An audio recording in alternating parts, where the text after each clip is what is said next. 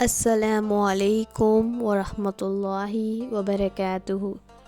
آج کا ہمارا سبق جہنم پارٹ 2۔ سب سے پہلے ویڈیو کو آخر تک ضرور دیکھیں، ویڈیو انفارمیٹیو ہے۔ جہنم میں سب سے کم درجے کا عذاب یہ ہوگا کہ جہنمی کو آگ کی جوتیاں یا آگ کے 2 تسمے پہنائے جائیں گے، جس کی وجہ سے اس کا دماغ ہنڈی کی طرح ابلے گا۔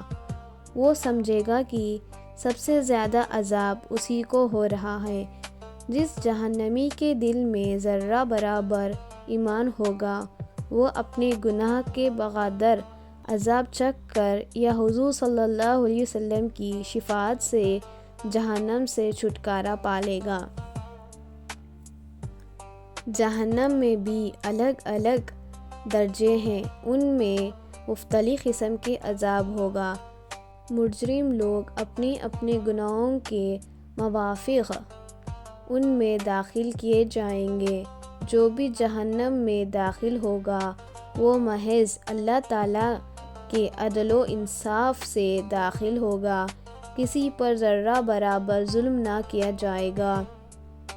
ہم مسلمانوں کا عقیدہ ہے کہ جہنم ابھی موجود ہے اور ہمیشہ کے لیے رہے گا۔ اس کے متعلق قرآن و حدیث میں بتائی ہوئی تمام باتیں سچی ہیں۔ ویڈیو کو لائک کریں اور ایسی ہی اسلامک کنٹینٹ دیکھنے کے لیے سبسکرائب کریں اور شیئر کریں۔ جزاک اللہ خیرا۔ السلام علیکم۔